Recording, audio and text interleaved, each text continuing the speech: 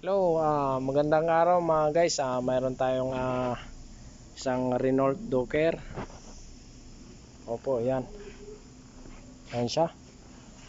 Ang customer complaint natin mga guys, yung aircon niya, easy not cooling. Ngayon po, i-verify natin kung hindi nga malamig yung aircon niya. Yan. Start muna natin siya.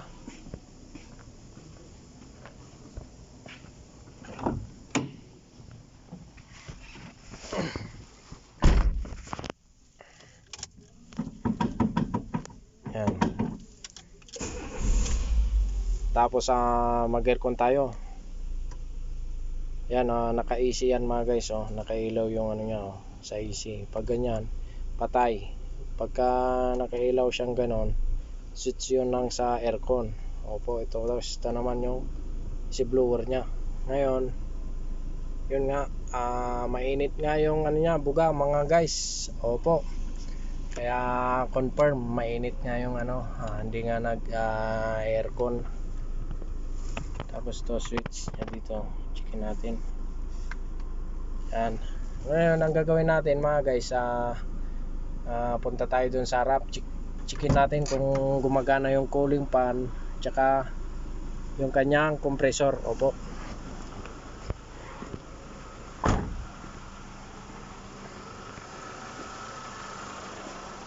Yan, gagamit tayo ng ilaw.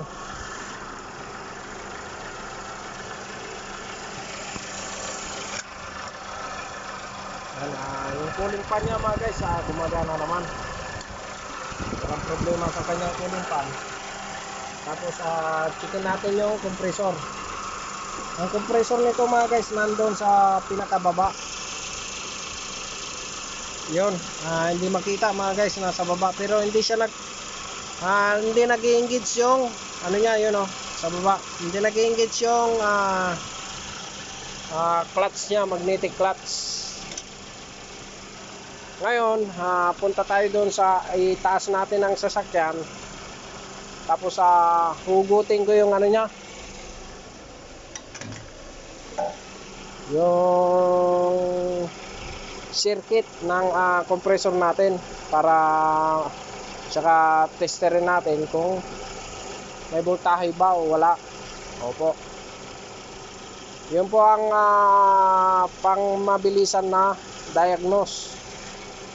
Okay, doon tayo kaagad sa ano, kasi hindi nagpa-function yung compressor niya. Checkin natin kaagad ang voltahe. Okay, taas ko muna siya mga guys. May taas na natin, may cover siya dito mga guys, kaya tatanggalin ko muna tong cover nya para makita natin yung harness ng ano, compressor. Opo, tanggalin ko muna to. Okay, yan mga guys, natanggal ko na. Ngayon, ito yung kanyang compressor. Ang tatanggalin natin dyan mga guys, yung kanyang connector. Ito yun, ito, tatanggalin natin yan. Tapos para ma-check natin kung may voltahe wala. Opo, tanggalin ko siya. Yan. Tapos ito, dito, checkin natin dito. Pero ilalagay natin yan sa taas doon, para mamaya pag tinister natin, doon na tayo sa itaas mag-check. Okay, itaas ko siya. Tsaka pandarin natin yung sasakyan mamaya. Sige, okay. Yan po. Ngayon, diba, tinalas natin to. Ito yung kanyang harness. Gagamit tayo ng test light mga guys. Okay, pandarin natin yung sasakyan, tsaka switch natin ang aircon. Okay, yan mga guys, ito yung test light. Ito yung gagamitin natin. Connect natin siya sa negative. Tapos iano natin dito sa kanyang pin. Yan, kung makikita nyo, umilaw siya, di ba? Ibig sabihin may voltahe siya. Okay, walang problema sa circuit niya. Ang problema natin yung kanyang magnetic coil.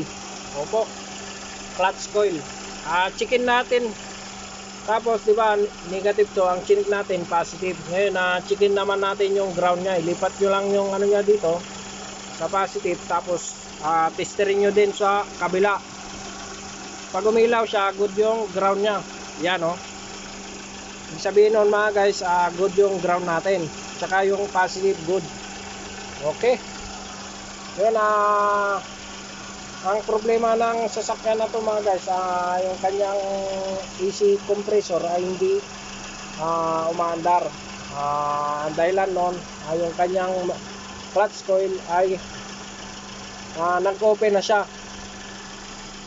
Kaya papalitan natin siya ng simple na compressor. Opo.